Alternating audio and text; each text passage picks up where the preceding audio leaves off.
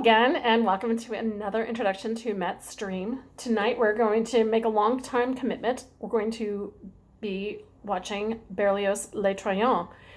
That is a 5-act massive piece, and so it's going to go on for at least 4+ hours. The beautiful thing is we're in our own living room, so if we want to break it up, we may.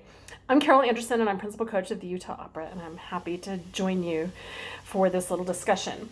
So Hector Berlioz, born 1803 and died in 1862, is a really fascinating figure in French music. If you didn't, this may be some repeat if you listen to my talk on divination of Faust, but I'm going to repeat a little bit. Family pressure led to his earning a medical degree at the University of Paris, but while he was in Paris, he took full advantage of the cultural opportunities available in Paris, plus the fact that his father was footing the bill. Therefore, he could afford to do things. He attended performances at the Paris Opera and at the Opera Comique. The Italian opera invasion had yet to occur, so Berlioz's first operatic experiences were spectacular French grand operas of Spontini and Boieldieu and Méhul.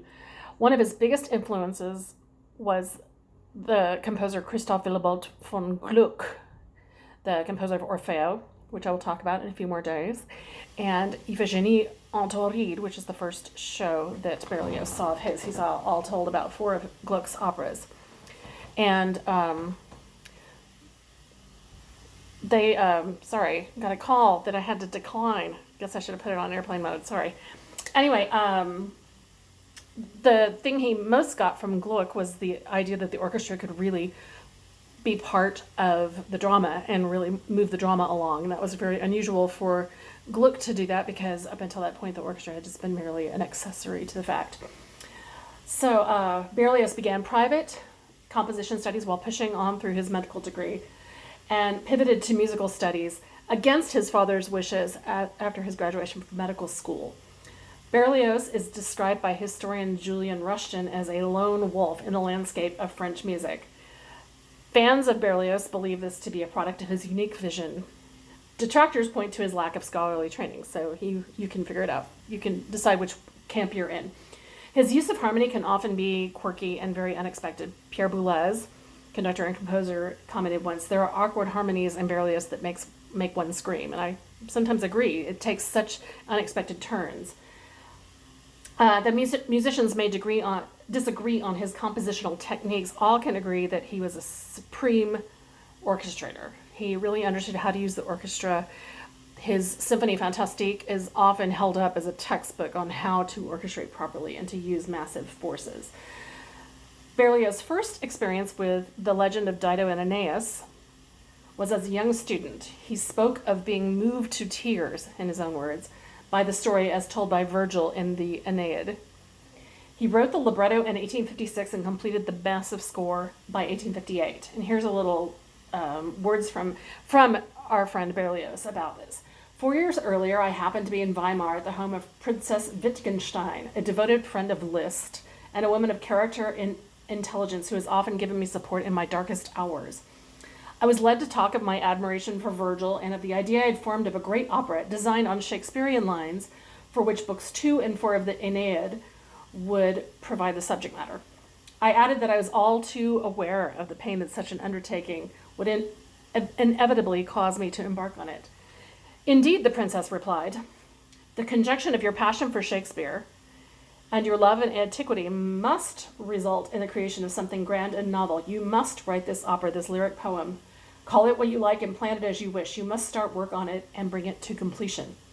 As I persisted in my refusal, listen, said the princess, if you shrink before the hardships that it is bound to cause you, if you are so weak as to be afraid of the work and will not face everything for the sake of Dido and Cassandra, then never come back here, for I do not want to see you ever again.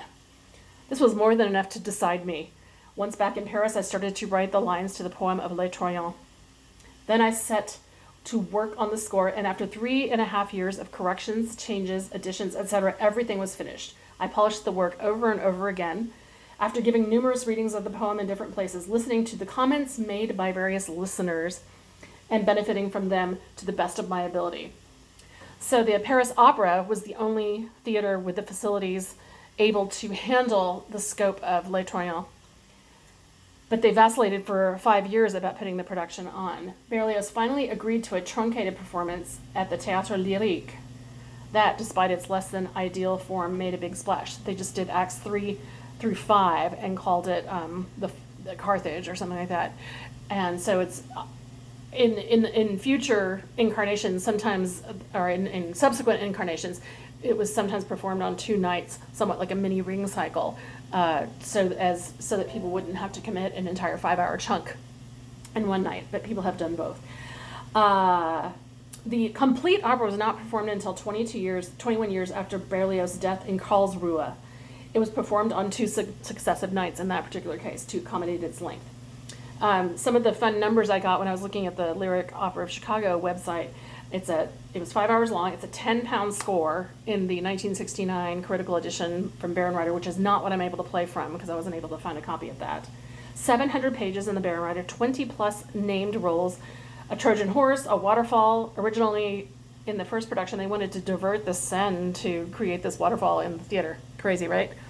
That didn't happen. The fall of Carthage, the burning of the Trojan horse, lots of spectacular things happen. So the opera opens, and I'm going to be real cursory in my synopsis of this piece because it is massive, and I could do, 25 minutes of just the synopsis. So I'm just going to give you high points, and you'll fill it in by watching or reading another more exhaustive synopsis. The opera opens in Troy at the end of a 10-year siege by the Greeks, who have now departed, leaving a wooden horse behind, large wooden horse. So the chorus talks about, it's true, there's been a monstrous murder that Paris has created.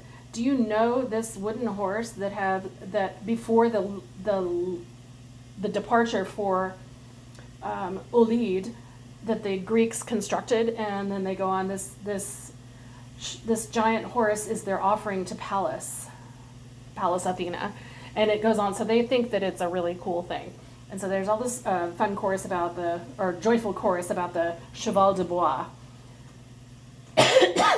So here's from Connais-tu.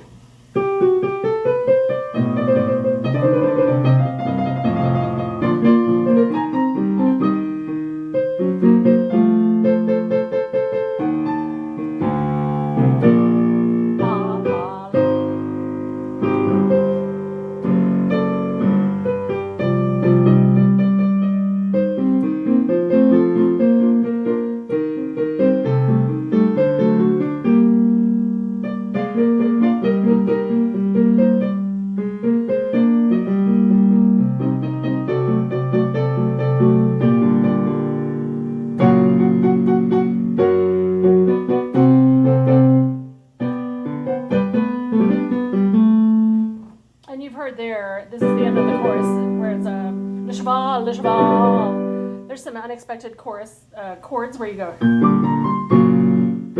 and that's very unexpected to go to F sharp when you're in the key of G.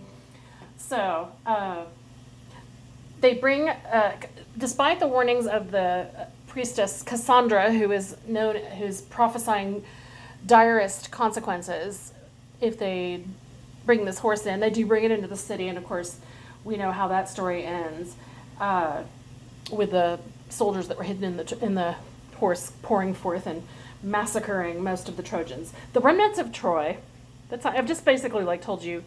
Oh, there's a moment that I want to play where the women of Troy are waiting in the Vestal Temple, or it says the L'Hôtel de Temple is like the inn of Vesta, but I mean the hotel. It means, I think it's like the chamber of Vesta, in the Palace of Priam, and they're waiting for the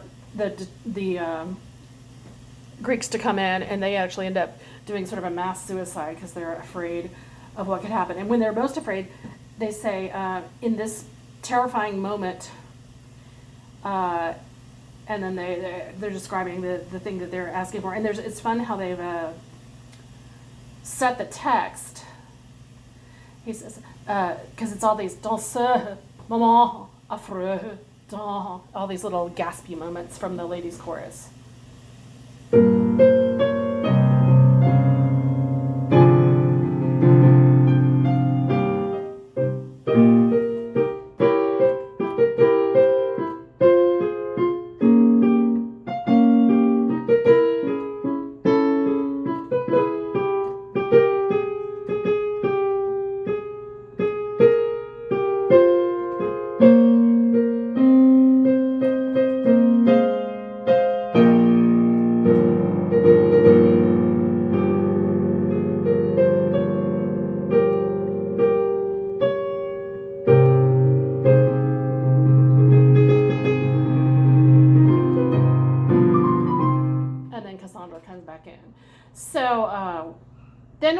we're going to jump through this. So there's this massacre. The remnants of Troy wash up on the shore of North Africa.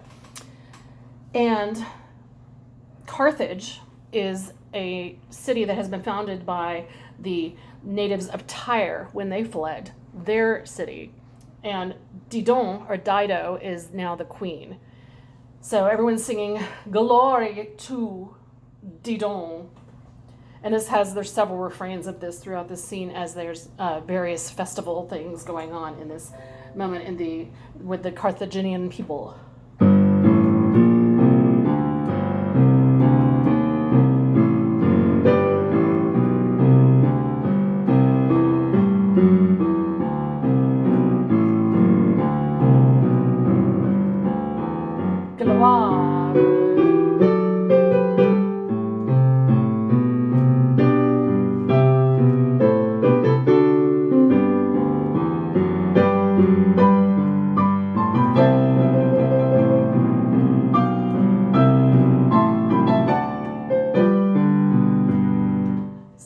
Very noble, almost solemn march to honor Didon.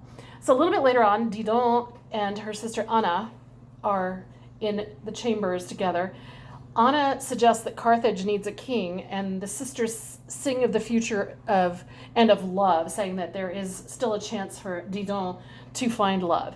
And so she has a melody first, and then she's a little bit higher voice, and then Anna's tessitura is a little bit lower. So I'm going to play where it first comes in, just the first little incipit of the melody at the beginning.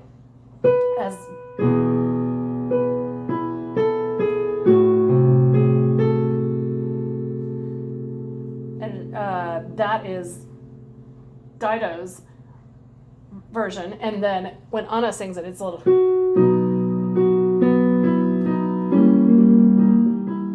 And then Dido joins pretty quickly.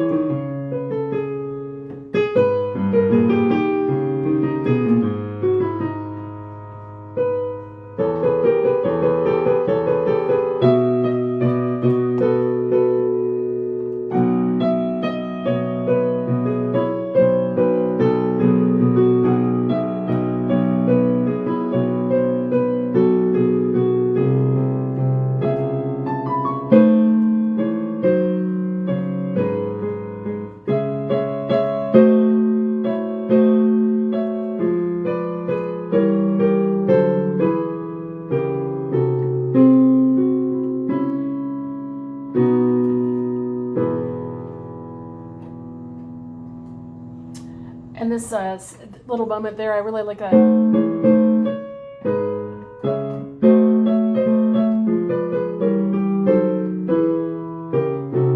Fun little chromatics that happen there. And that's, they sometimes sing exactly together rhythmically, but a lot of what I was playing was the two voice lines kind of overlapping.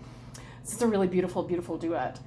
So the Trojans help Carthage out by saving them from invasion, but from the Numidians. And Dido and Aeneas find love and romance. They go out on a hunt, and this is sort of the hunt music building up. This is a very famous, the Royal Hunt and Storm is sometimes excerpted.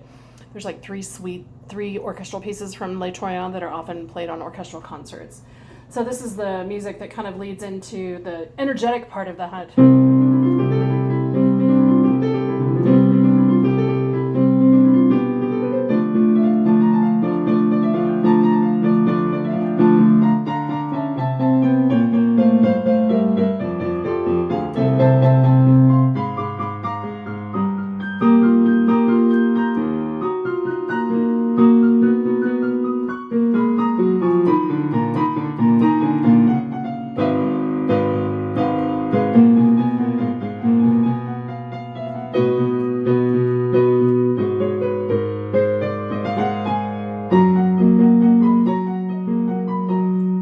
playing between C major, and then it goes to E flat, kind of wanders its way.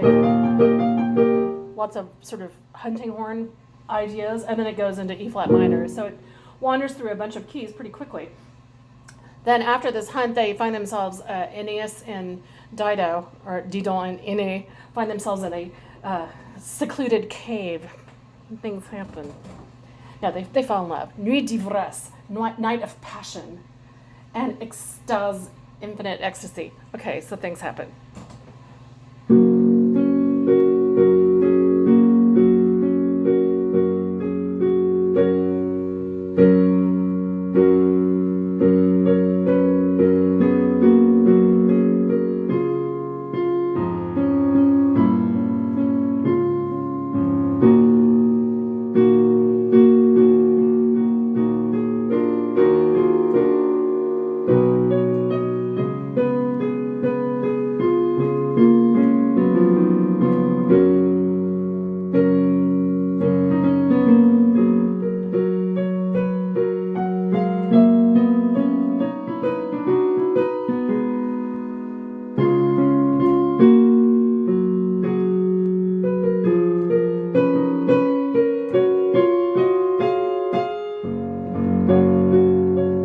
Faster than it actually goes, but you get the idea. It's very simple harmony, but quite beautiful and sensual, and then they divide up and exchange a few things back and forth.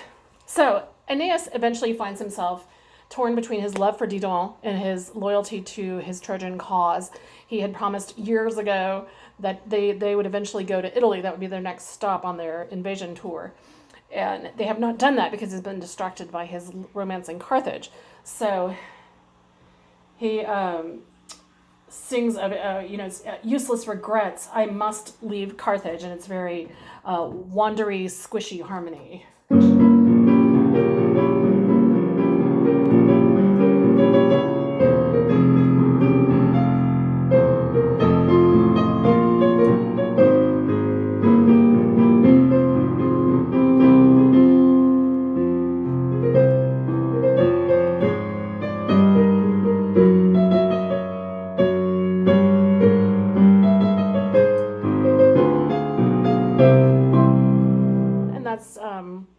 His sort of angsty monologue about how Dido must know this, but I have to go.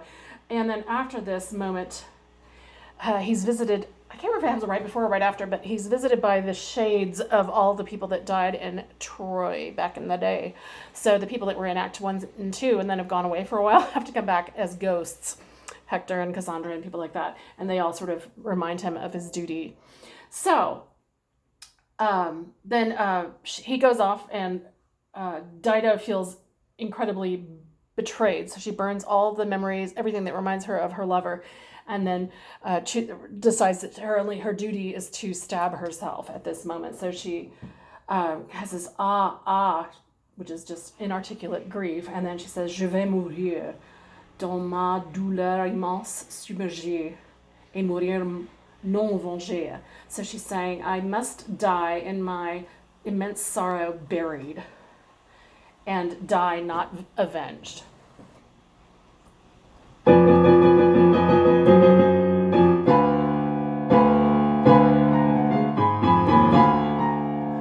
I like that chromatic. It's kind of an unexpected little turn that it takes. And then she says, it's an accompanied recitative. Je vais mourir.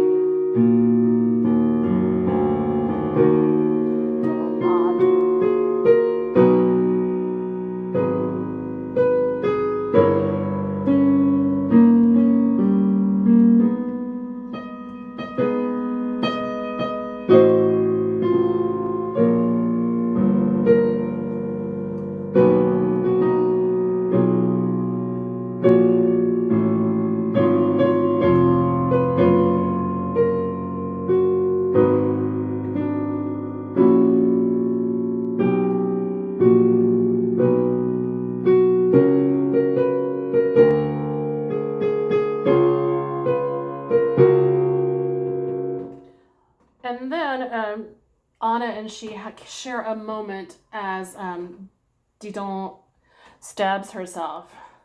She said, Anna says, my sister, and then Didon says, ah, it's me, it's your sister that calls you. And then Didon says, and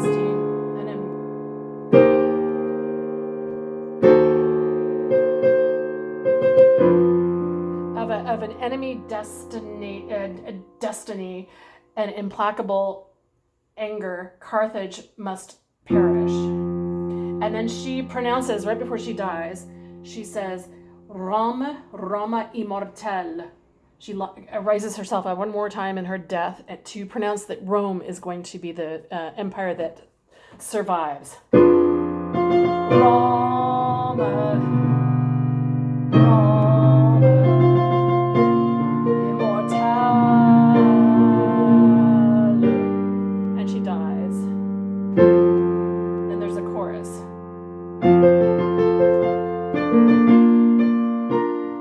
And it's a little bit of echo of the Trojan March that we've heard quite a bit earlier in the opera, if you can remember 4 hours ago. And they say, the chorus says, eternal hate to the race of Aeneas. And